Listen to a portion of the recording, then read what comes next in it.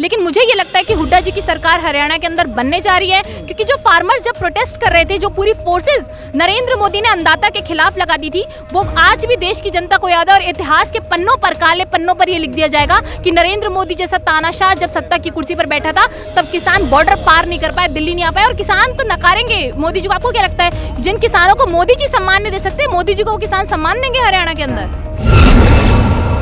देखिए, अभी शुरुआती रुझान है, उसके बाद आप देखिएगा कि वो भी आगे चलेंगी। नरेंद्र मोदी जी भी शायद पीछे चल रहे थे, वो तो इतने बड़े नेता, और विनेश जी तो शायद पहली बार चुनाव लड़ी है, तो इंतजार कीजिए। मुझे लगता है बेटी को कोई हराएगा नहीं, और जिसने देश विदेश में मान सम्मान बढ़ाया हो अपने देश का, उसको हम जिताने का काम करेंगे उसके।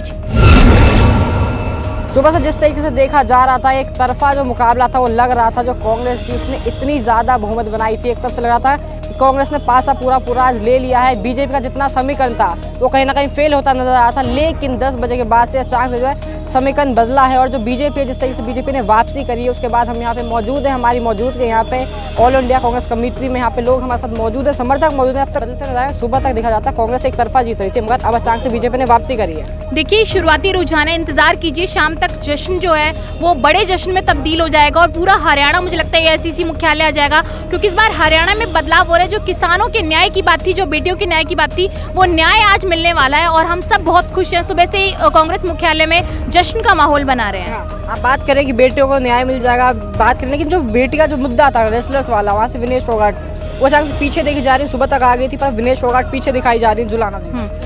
देखिए, अभी शुरुआती रुझान है, उसके बाद आप देखिएगा कि वो भी आगे चलेंगी। नरेंद्र मोदी जी भी शायद पीछे चल रहे थे, वो तो इतने बड़े नेता, और विनेश जी तो शायद पहली बार चुनाव लड़ी है, तो इंतजार कीजिए। मुझे लगता है बेटी को कोई हराएगा नहीं, और जिसने देश विदेश में मान सम्मान बढ़ाया हो अपने देश का, उसको हम जिताने का काम करेंगे उसके क्षेत्र से। काम करेंगे। फार्मर प्रोटेस्ट बहुत बड़ा मुद्दा बताया था, क्या लग रहा है मैम?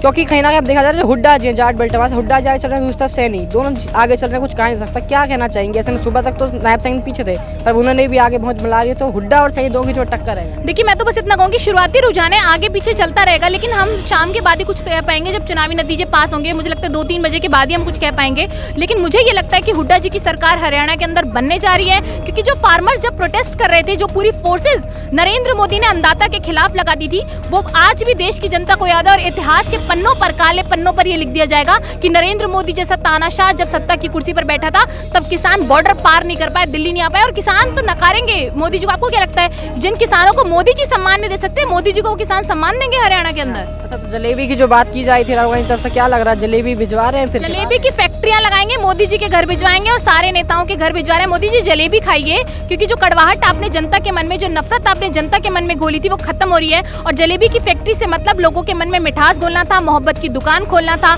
और साउथ से तो मोदी जी का सुपड़ा साफ है, नॉर्थ से आधा हाफ है, और धीरे धीरे पूरा साफ हो जाएगा नॉर्थ में।